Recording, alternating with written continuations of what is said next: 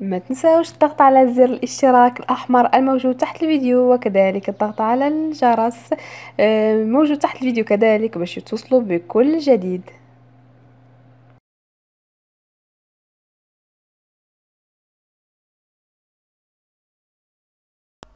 السلام عليكم، مرحبا بكم معنا في قناه وفاء كويزين. وان شاء الله نقدم لكم طريقه ديال تحضير الملوخيه.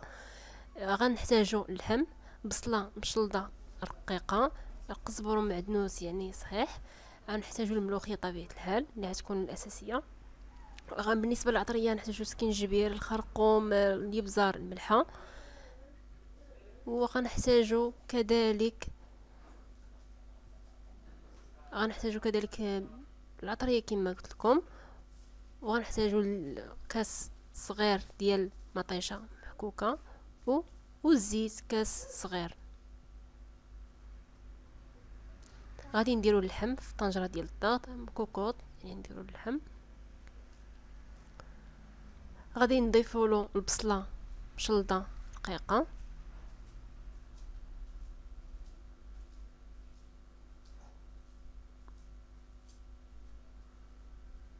غادي نضيف الزيت يعني كاس صغير ديال الزيت اولا نص كاس ديال العنبه.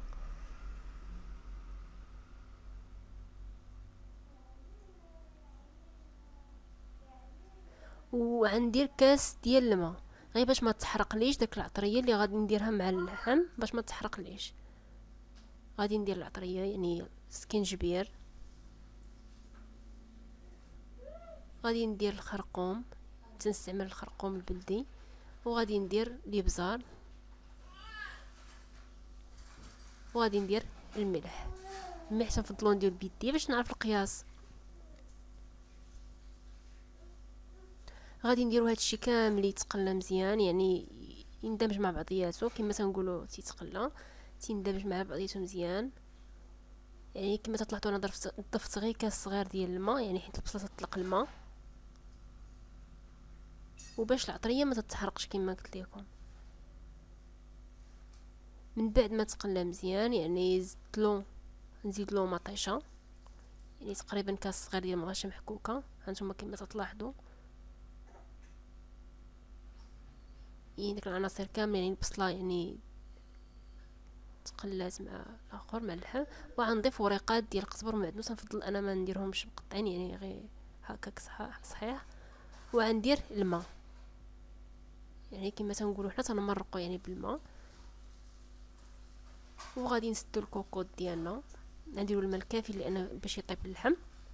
وغادي نسدو الكوكوط ديالنا وغنخليوه حتى يطيب اللحم. بيد ما طاب اللحم غنشوفوا الطريقه ديال الملوخيه، يعني تتغسل مزيان وتيتحيد ليها غير داك العويدات وشويه غير شويه من الراس ديالها باش ما تتحلش لينا في الطياب. كما تلاحظوا بحال هكا، يعني شويه تنقصوا ليها من داك العود اللي فيها، ما نحيدوش كامل حيت باش ما تحلش وتطلق الزريعه ديالها. نحيدوا لها غير شويه من العود ومن الفوق واحد شويه بعد ما كنا غسلناها مزيان.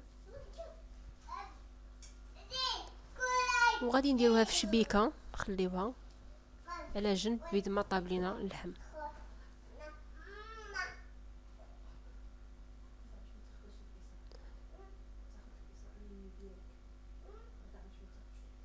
ها هو اللحم حنا حيدناه، يعني بعد ما طاب تنستفوه في داك المريقه اللي بقات لينا، تنستفو فيها داك الملوخيه بعد ما تحيد اللحم.